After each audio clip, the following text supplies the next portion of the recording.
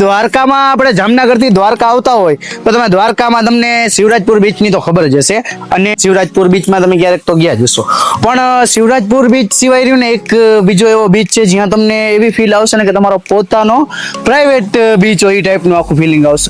અને અહીંયા કાચબા ઉછેર કેન્દ્ર અને અહીંયા એકદમ ચોખ્ખું પાણી. રાતના સમયે તમને અહીંયા મજા આવે, ઇવનિંગ ટાઈમે અને સવારે મોર્નિંગ ટાઈમે પણ બહુ વધારે મજા આવે. એવું ફીલ થાય ને બસ અહીંયા રહેવું છે એ ટાઈપનું આખું બીચ છે અને બસ મજા જ આવ્યા રાખે. જો મોજાની લહેરો આવ્યા રાખે. તો આપણે વધુ આમાં એક્સપ્લોર કરીએ તો આપણે આમાં ડ્રોન થી સીન જોઈ કેવો બીચ લાગે છે ને કેવું બધું નહીં. તો ચાલો.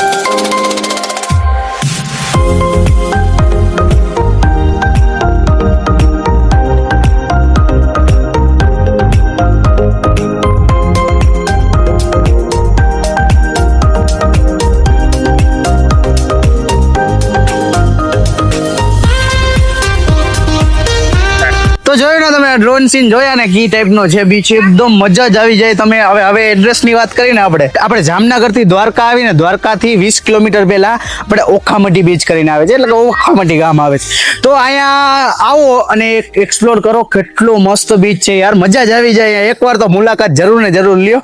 અને આપણા જે ટુરિસ્ટ બ્રધર આવું બધું તમને નવું લઈ આવ્યા છે તો એને સબસ્ક્રાઇબ કરતા તો જરાય ભૂલતા જ નહીં. તો અત્યારે સબસ્ક્રાઇબ કરી નાખો ને એકવાર અહીંયા બીચની મુલાકાત લ્યો યાર. તમે આમ એમ કહું કે ના ભાઈ તમે એકવાર આવશો ને એટલે તમને એમ થશે કે ના અહીંયા આવવા જેવું જ છે. તો જરૂર ને જરૂર અહીંયા મુલાકાત લ્યો.